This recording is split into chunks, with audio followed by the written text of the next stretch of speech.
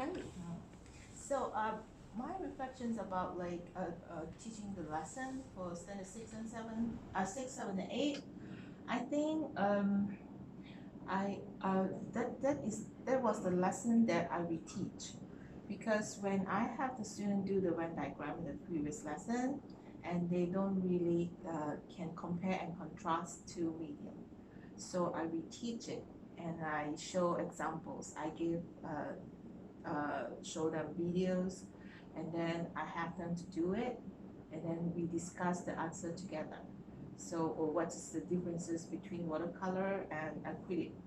So the watercolor, and I also differentiate two of my students that they still don't get it after the lesson, and I just use the visual aid like a picture to compare and contrast like individually, like talk to them one by one, and then tell them like how, and using the guiding questions to guide them along, but not just to tell them the answer. So I'll just guide them and show them two differences, and I want them to observe from two different medium. Like, so what do you think about watercolor and acrylic? So watercolor, how do you feel about it? It's like the color and the color toning and the acrylic is different. Watercolor are more transparent, acrylic is more like opaque. So it's like compare with those, like you have more solid color for acrylic and more transparent color for watercolor, and then how you use it, things like that. Okay. So and then I guide them, and then they know what to do, and then I just have them do the Venn diagram again. So after they finish everything, and then I try to like go through giving examples, like, so I ask them, when we go through together, if they don't have that answer that I have, they can use other color to write it on the Venn diagram. So this is what I done for that. So that was like the formative assessment. So before they really move on to the real one, I give them another brainstorming to draw a subject matter they are going to do it on the real project. And before that, I also show them the rubric and tell them what to do. And then before they start, they have all those assessment, and I make sure that they understand everything, and then they will continue to do their work. So this is that.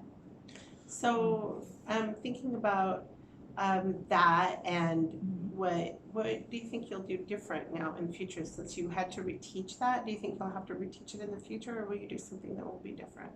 Oh, so next time, because I was not aware of like because I have them to do the experiment, but because of they don't have a lot of experience to know the answer very well. So even though they have the experience, but they don't know how to use the word to describe it, how they feel. So so that means I have to like have them like a video to like talk to them, like guiding them along, and then they know what to do. So for next time, I think I will not use the one just ask them to do an experiment and then straight away go for the Venn diagram, but I will go into a further steps, like I include the lesson that I've done today, like that day, Okay. to do that next time. I will not that. So instead of afterwards, you'll Yeah. do it Yeah. before So- or within the same lesson, so Yeah, that it's maybe not like I'll a just- reteach, it's just part of it. I see. I will include a video to let them watch it. So after they experience, they do the experiment, and then watch video and do the compare and contrast. Okay. So they have more content, they know more about the content of the topic. So this is what I do for the assessment. Very good. Thank you for your introduction. All right. So do we go through this? Or Yeah. Okay. All right. So Stephanie. So these are in task standard 6, 7, and 8. Sorry, there are calls for that here. Okay. Let's talk about that for a minute. Okay, so we have assessment, I put outstanding on that. Because I felt like the assessment methods that you were using, you had a lot of summative and formative assessments. And you're not just using formative assessments as a way of grading, you're using those formative assessments as a way of determining how well you've taught. So this whole lesson is showing that you've taken a formative assessment and said, oh, okay, the students don't understand this, I need to reteach that. And I think that that is outstanding. So anyway, that's what the sixth with assessment is, and why you got that, and it covers all of those. And then for planning for instruction,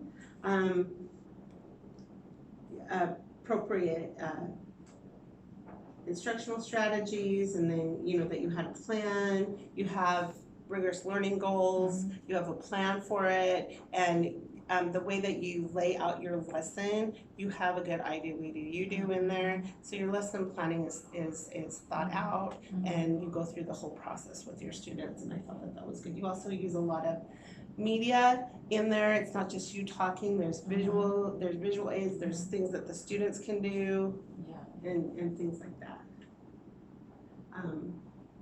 It moves through a logical sequence. You have good explicit instruction, and you're again using formative assessments correctly, so this is really good.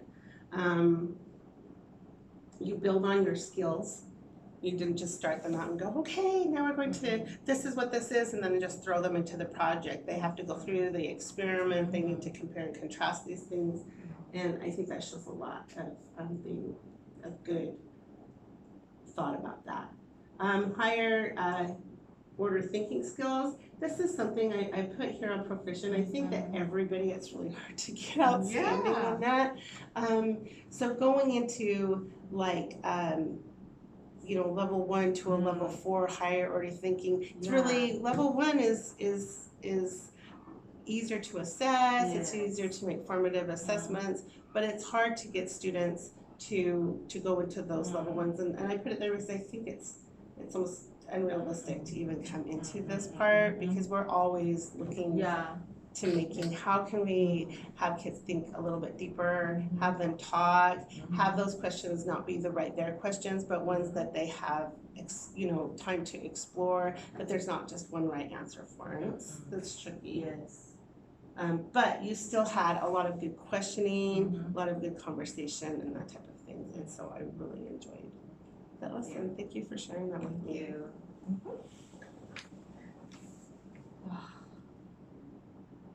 All right, what went well?